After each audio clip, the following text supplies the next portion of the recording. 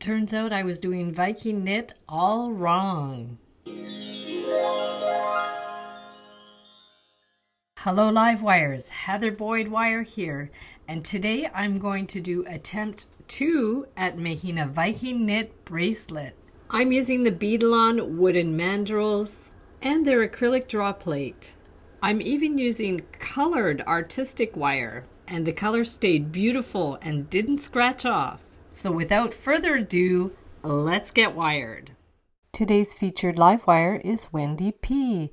Thank you, Wendy, for participating in the 10-day challenges and for sharing your beautiful work in the Wire Makers Club, including your amazing, whimsical mixed media pieces created with drawing and wire. For the Viking knit bracelet, I'm using the artistic wire wooden mandrel set, 24 gauge green artistic wire, and the artistic wire draw plate. I'm using the 0.37 inch mandrel, which is 9.5 millimeters, and to set it up I'm using 20 gauge artistic wire. I will cut about 6 to 8 inches, and I'm going to make a little flower, so we're just going to turn the end into a little loop with our round nose pliers, and we will form a flower with 6 petals. And we're just going to bring the wire back and forth to try to make some evenly spaced petals, and it's going to be centered on the top of the dowel. You can freeform it, you can measure it, it doesn't have to be exact, and you can adjust the petals to be the same distance apart even after you've formed all the petals. So just keep going back and forth until you have 6 of them using the tip of your round nose pliers. This is the Slimline series pliers from Beadalon, and they have round nose, chain nose, flat nose. They have cutters as well. And we're just going to keep going back and forth until we have our 6 petals. And we want to finish the wire in the center. And we're going to do another loop stacked on top of the first loop to finish it off. Bring the wire right around and clip it flush. Use your chain nose pliers just to push down any pokey little ends, and we want to make sure the loops are lined up.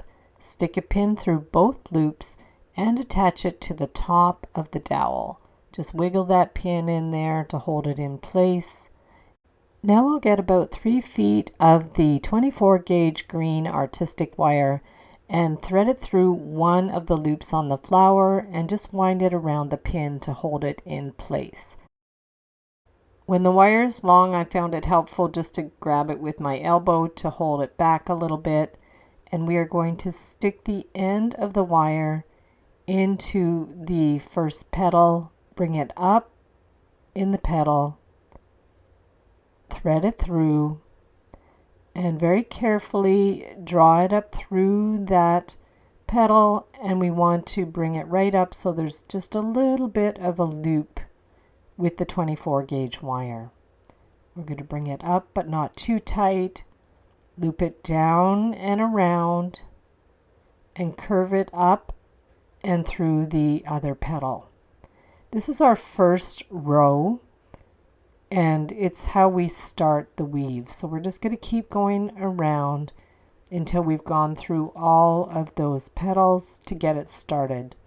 It's a little tricky with such a long wire, and I found working with anything more than 3 feet was a little much. So now we're going to start our weave where we're going to bring it through the first 2 little loops. We're going to bring it around. This is where I went wrong the first time I did Viking weave. This was my first attempt. I did it the wrong way, but you could see in the diagram below the correct way to do the Viking weave. Continue bringing the wire through around that first loop there and bring it around and over and to the next one. So you kind of go from right to left, behind, and then over and loop it to the next one, and then right to left, behind, pull it, not too tight, and loop it around, holding it with your thumb as you go, right to left, catching that little overlapping of wires, and gently pull it. And we're going to continue around and around. Straighten the wire as you go, bring it through and around and over and loop it down.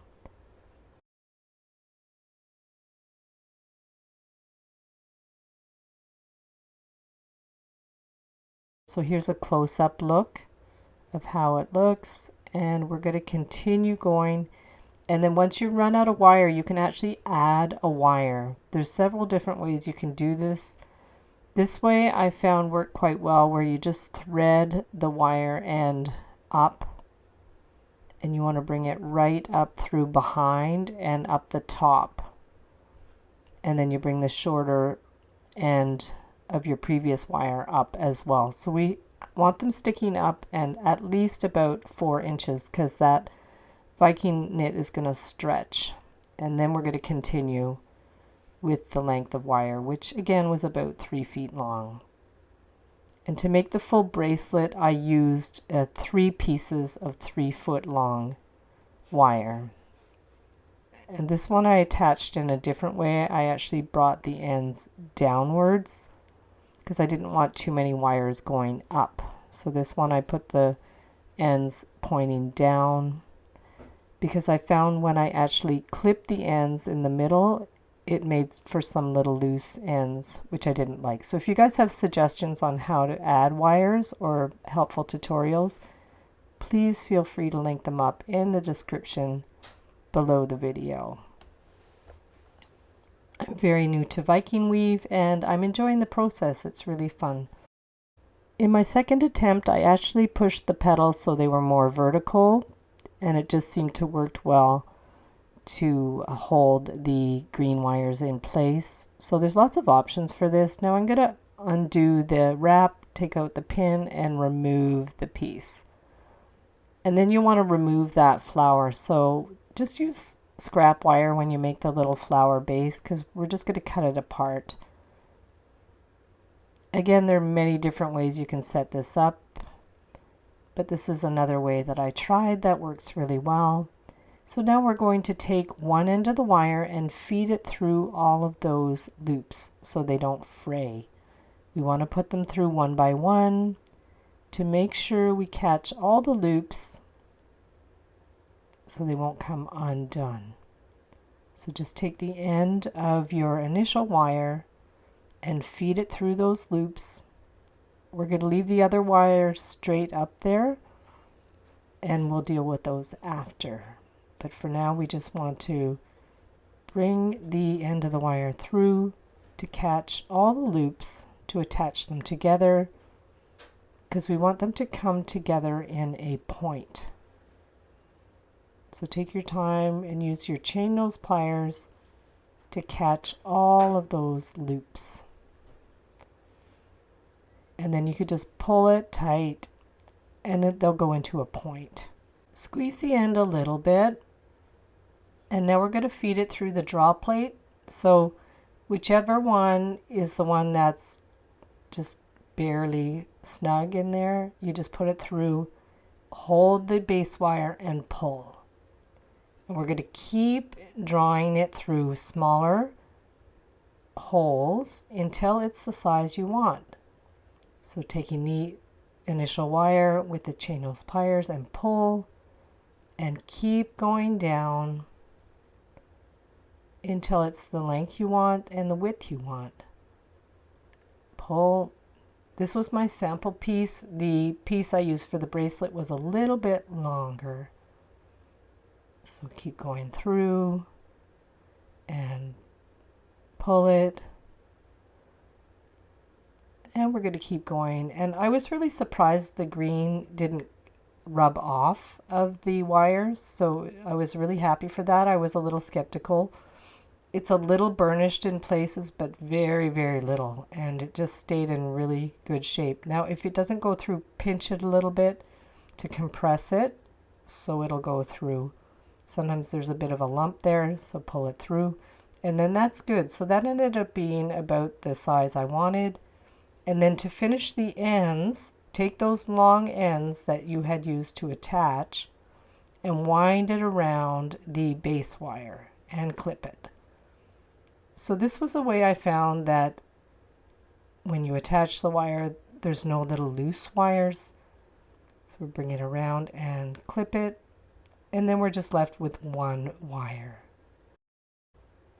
Now we'll use the nylon jaw pliers to compress it and add a metal bead with a large hole to cover up the end. Get your bail making pliers and make a loop.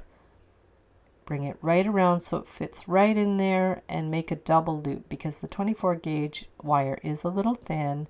Bring it around. You could bring it around a third time and wiggle it around so that metal bead is firmly pressed in place. And once it's firmly in place, take the end and wind it around a couple of times, holding the loop with the bail making pliers so it stays centered, and clip the end. You can pinch it with the nylon jaw pliers. And from there, we're going to take 10 inches of 20 gauge artistic wire. And this was the first attempt I had to add beads. I made a loop on the end, and I added it to the bracelet. You're going to hold that loop with the chain nose pliers and bring the wire around a couple of times. Clip it.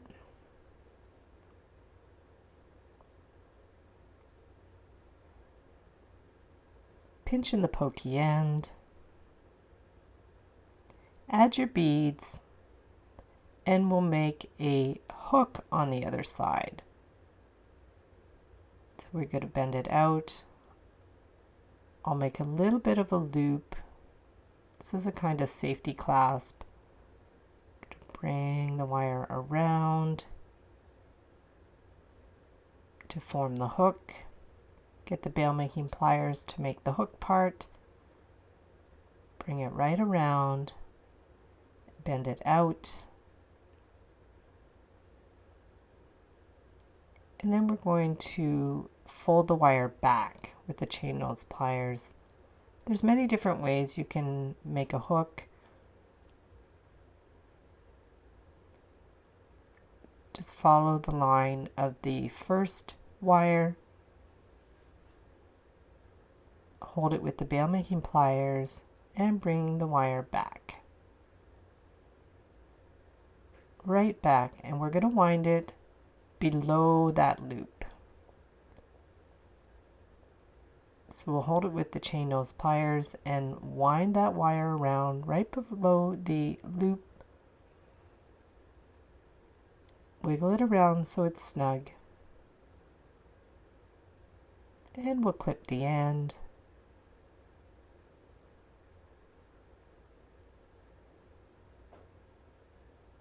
Pinch it with the chain nose pliers. Adjust it as you need. Bring the end in a little bit. And then the hook would just go right in there. I decided I didn't really love the way that looks, so I tried to do something with a chain of beads. So for that, you get the same 20 gauge wire, make a simple loop, add a bead, clip the end to about 1/2 inch, and make another centered loop on the other side. Down and around. So both loops are centered. Make a bunch of them, open them up, and add them to the bracelet. I really like this design. It was simple. The only disadvantage is there's no hook, so it slides onto your hand. So open it up, and hook it on and close up the last link. Make sure all the little loops are closed. Give them a little pinch.